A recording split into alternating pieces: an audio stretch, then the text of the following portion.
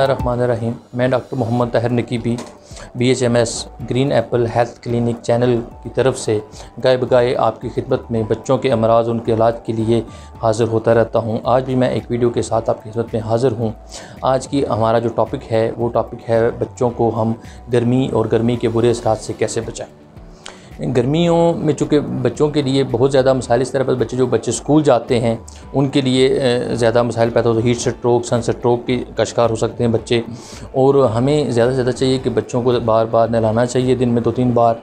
उसके अलावा बच्चों को पानी और निमकियात की कमी ना होने दें, उनको बार बार पानी में ग्लूकोज़ और निमकोल वगैरह मिक्स करके दें बच्चों को।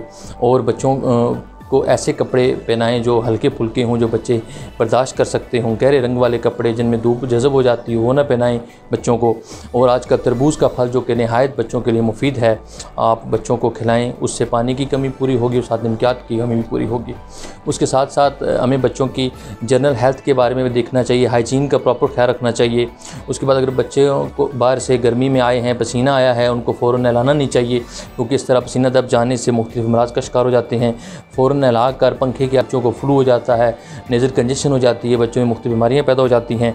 और इसके अलावा हमें बच्चों के लिए प्रॉपर जो है बाहर अगर निकलें तो हमें छतरी का इस्तेमाल करना चाहिए, ठीक है।